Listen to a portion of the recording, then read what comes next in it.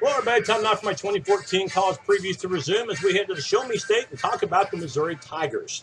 Missouri is proof, speaking of the Show Me State, that they can show what can happen when you can stay away, by and large, from the injury bug. In 2012, they were decimated with injuries, and that resulted in a losing record. But last season, they improved a lot in that injury department, and the team made a dramatic turnaround, going 12-2 after finishing 5-7 the year before, winning the SEC East. And even though they lost to Auburn in the SEC title game, did cap off their season on a high note by beating Oklahoma State in the Cotton Bowl. But this season, Missouri has a lot of work to do to try to duplicate or better that success because they have lost a lot of playmakers. Entering this season, Missouri's quarterback right now, as far as a starter, looks like it's going to be Maty Mauk, who did, by the way, start a few games last year because James Franklin, from time to time, had to battle the injury bug. Last season, Mauk, in some way, shape, or form, played in all but one of the games and started in 4 of them. Not bad stats, by the way, considering his limited playing time. 11 touchdowns, only 2 interceptions, but did have a completion percentage of only 51%, so there is improvement there. The running backs, well, you probably lose the best one of the bunch in Henry Josie. But the other 2 running backs did gain at least 600 yards, and by the way, had at least 6 yards per carry. So there was encouragement there. Marcus Murphy was one of them, and by the way, he'll be returning kicks. And the other one, Russell Hansbrough. Wide receiving core, probably the biggest area of concern if you're a Tiger fan, because you lose your top 3 wideouts, and that includes Damian Washington, but also 2 Doriel-Green Beckham, who after a so-so 2012 season broke out in 2013 with a nice year, but got kicked off the team just a few months after this past season ended. So now the 3 new guys, as far as starting receivers, have to step up front, and they did get some playing time a year ago.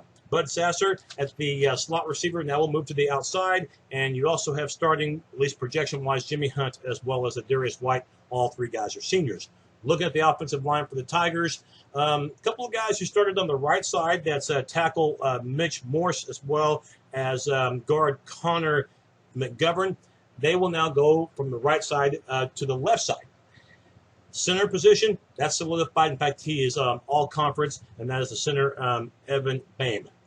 But you do lose a talented left tackle from a year ago, and that was Justin Britt. But again, 3 starters back on the offensive line for Missouri, and of course some retooling there. So we'll see how the offensive line does. Last year, I thought that was the biggest reason why Missouri made a big improvement on the offensive side was that line. Missouri last season averaged 39 points per game. The Tigers on the defensive side, mixed reviews on these guys. They did a terrific job once again when it came to quarterback sacks. Even in that 5-7 season 2 years ago, they still had a good year as far as getting into the quarterback, but last year was outstanding. However, you do lose Kony, Ealy, and Michael Sam, now NFL bound. But their backups certainly were productive a year ago. You will now have Marcus Golden, the one-time JUCO linebacker. He will now be a starter on one defensive end. And by the way, both he and the other defensive end, Shane Ray, combined for 11 sacks a year ago. Looking at the tackles, they're starters from a year ago. So there is some valuable experience there in the form of Matt Hoke and Lucas Vincent, both seniors. Linebacking-wise, you lose a darn good one. Andrew Wilson led this team in tackles each of the last 3 years. You can't truly replace that. However, what you could do, though, is take Kendall Brothers from the outside linebacking position, and you can move him to a middle linebacker. That's what the Tigers will do. He's the only starting linebacker back from that Tiger team. Secondary-wise, you've got to see major improvement there. They were 107th in the country a year ago when it came to pass defense. Only one started back. That's Braylon Webb. And by the way, the best guy that they had from a year ago, he was one of the 3 that they lost, and that was C.J. Gaines at the corner. Looking at special teams, valuable experience there. We mentioned Murphy back to return kicks, but you also return the kicker. That's the form of Andrew Baggett, and the punter, also Christian Brinzer. Schedule-wise for Missouri, if they can take care of business, and on paper it looks reasonable, playing South Dakota State at Kent. They can't overlook Kent because that's a MAC opponent. You're playing them on the road. Plus, you're hosting Central Florida. They did lose a lot of pieces last year from that team that won the Fiesta Bowl.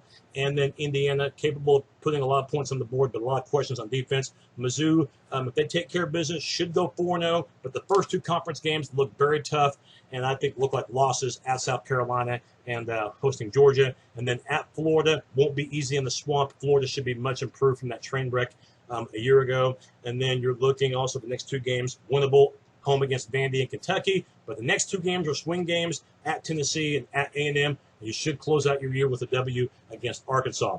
Best case scenario, I've got 10-2 with truly South Carolina and Georgia the only virtual winnable games.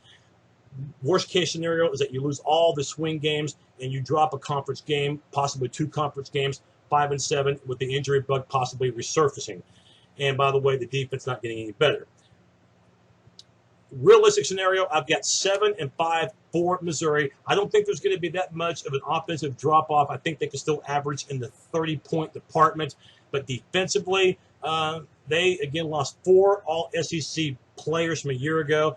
And the defensive backfield, they, to me, right now, don't show any signs that they're going to get any better. And you can't give up 265 yards of pass defense per game and expect to go 12-2 again. And one other area, too, if that happens, you better, again, have a plus 16 or better ratio when it comes to takeaway department. That's what Missouri had a year ago. And stuff like that generally doesn't happen from year to year to year to year. So Missouri, I think, will have a good year. To have another double-digit winning season with as many playmakers as they lost last year, that would be a big surprise. That's my look at Missouri. We'll have another preview coming up soon. Thanks for watching.